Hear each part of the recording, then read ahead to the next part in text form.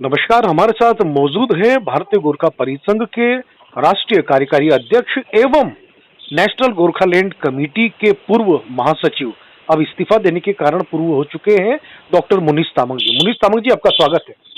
धन्यवाद दीपक जी। सर, आपने इस्तीफा अचानक से क्या सोचा?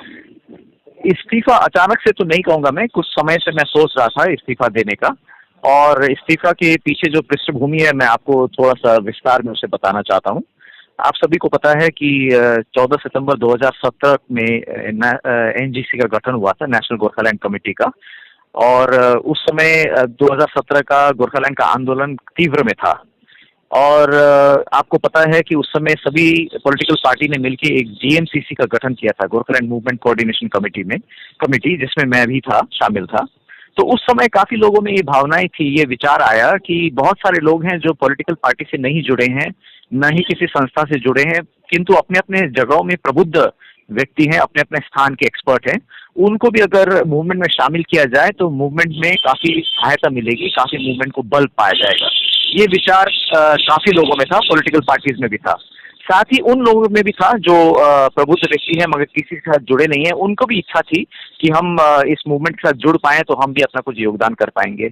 इन दोनों तरफ के ये इच्छाओं को लेकर जीएमसीसी में ये निर्णय हुआ था कि ऐसे लोगों के एक समूह गठित किया जाए जो अपने एक्सपर्टीज के कारण इस मूवमेंट को और बल प्रदान कर सके। और ये समूह गठन करने का जिम्मेदारी मुझे दिया गया था जीएमसीसी के द्वारा। तो इसी जिम्मेदारी को लेते हुए कई लोगों से बातचीत करने के बाद, कई लोगों से सरसलाह करने के बाद, कई लोगों के राय लेने के बाद हमने 14 सितंबर 2017 में एनजीसी का गठन किया।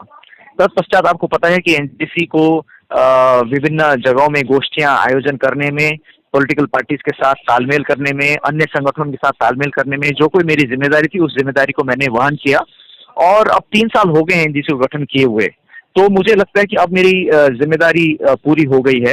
एनजीसी का गठन हो चुका है, एनजीसी स्थापित हो चुकी है, एनजीसी का परिचय सभी को मिल चुका है और एनजीसी अपने अच्छे हाथों में एनजीसी इस समय है और एनजीसी का नेतृत्व जनरल शक्ति गुरुंग जी कर रहे हैं। तो मुझे लगा अब मेरा समय यहाँ पर पूरा हो चुका है। जिस उद्देश्य से, जो लक्ष्य से और जो जिम्मेदारी से मैं लेकर मैं यहाँ पर आया था, जो जिम्मेदारी बोध लेकर आया था, वो मैं पूरा कर चुका हूँ। इसके अलावा आप जानते हैं भारतीय गोरखा परिसंघ इन मुद्दों को लेकर, गोरखालैंड के मुद्दा लगाए अन्य बहुत सारे मुद्दों को लेकर राष्ट्रीय स्तर में बहुत समय से काम करता आ रहा है। तो हमारा ये विचार हुआ है कि भारतीय गोरखा परिसंघ में अपने ऊर्जा को और लगाएं, भारतीय गोरखा परिसंघ की बहुत सारी जिम्मेदारियां उसको पूरा करें। इस सभी के मद्देनजर हमने एनजीसी से इस्तीफा देने के काफी समय से हमने विचार किया था और अंत में जाकर आज हमने इस्तीफा दे दिया। सर, कहा यह जा रहा है कि भारतीय गोरखा परिसंघ का एक बहुत बड़ा धड़ा नेशनल गोरखालैंड कमेटी में शामिल था, जिसमें आकाश लामा जी भारतीय जनता पार्टी में चले गए और अब आप भी एनजीसी को लगभग टाटा बाय बाय कह चुके हैं। तो इसके लिए अगर देखा जाए तो आपको लगता नहीं कि आपको भारतीय गोरखा परिसंघ के पैरेलल बॉडी एनजीसी होते हुए देख के शायद ये निर्णय हो आपका?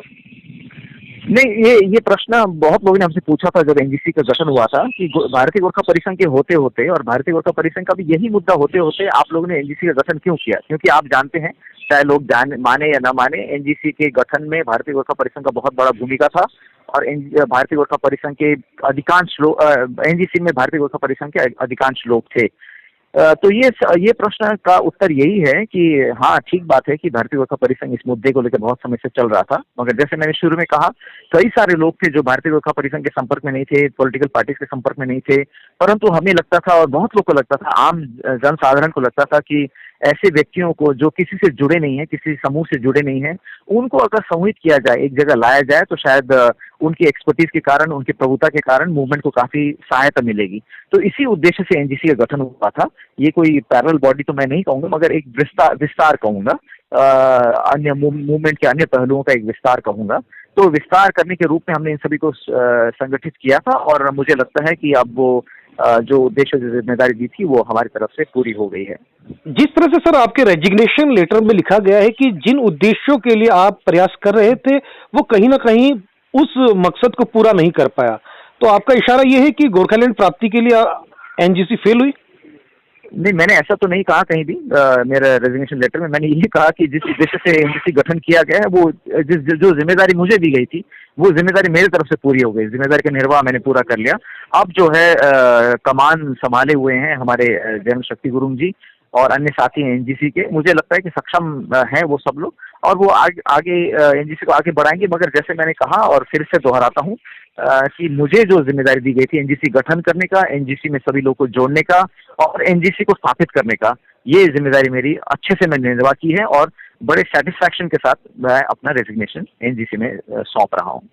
सर, अगर इस समय जैसे आपसे प्रश्न पूछा जा रहा है आपके इस्तीफे को लेके, बंगाल में खास करके विधानसभा चुनावों के मद्देनजर आपसे ये प्रश्न पूछना बेहद जरूरी भी है कि क्या चुनावों के सुगबुगाहट के कारण भी आपका ये स्टेप माना जाए, देखा जाए?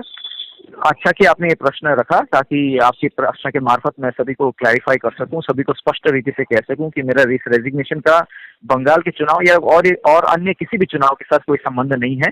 और मेरा इस रेजिग्नेशन, जैसे मैंने कहा, बड़े समय से मैं सोच रहा था और आज रेजिग्नेशन दिया है, मगर इसका कोई चुनाव से, बंगाल ही नहीं किसी भी चुनाव से कोई संबंध नहीं है।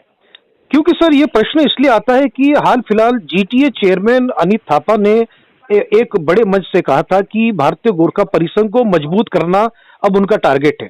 तो क्या ये मजबूत करने के लिए एनजीसी से वापस लेके आए, इस तरह की मीडिया में भी सुगबुगाहट है? नहीं, वो मैं एक तो स्वागत करता हूं अगर अनित थापा जी के स्टेटमेंट का, और ये उनका एनजीसी भारतीय गोरखा परिसंघ का जो लंबे अवधि से निरंतरता से जो हमारा काम है, जो हमारी निरंतरता है, उसको देखते हुए उन्होंने कहा है कि भारतीय गोरखा परिसंघ संपूर्ण भारतीय गोरखाओं का एक मंच है और उसको सुदृढ़ करना चाहिए। और ये केवल अनित थापा जी ने ही नहीं, अलग अलग समयों में अलग अलग लोगों ने अलग अलग मंचों से, अलग अलग पॉलिटिकल पार्टी से जुड़ते हुए भी ये कहा है।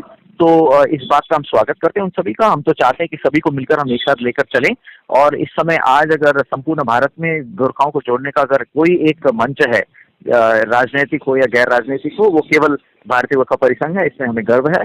और जैसे मैंने कहा, अब हम अपना ऊर्जा इसी में लगाना चाहते हैं, भारतीय गोरखा परिसंघ को और विस्तृत करने में, मजबूत करने में, और उसके मार्फत संपूर्ण गोरखा जाति को मजबूत करने में, गोरखा जाति के हित की रक्षा को करने में और हितों की रक्षा की मजबूती में हम अपने आप को सौंप देंगे। सर, अंत में एक प्रश्न आपसे पूछूंगा सर, जिस तरह से दार्जिलिंग पहाड़ में इन दिनों चुनावों की बेहद गहमा गहमी है, क्या भारतीय गोरखा परिसंघ के आप राष्ट्रीय कार्यकारी अध्यक्ष होने के नाते आने वाले समय में क्या भागोप की कुछ भूमिका देखते हैं चुनावों के दौरान? नहीं, चुनावी राजनीति में भारतीय गोरखा परिसंघ ने हमेशा अपने आप को हमेशा दूर रखा है, और वही हमारा सिद्धांत जारी रहेगा। जहां तक चुनावी राजनीति है, हम चुनावी राजनीति से हम दूरी रखते हैं और सभी संगठनों से हम समान दूरी रखते हैं।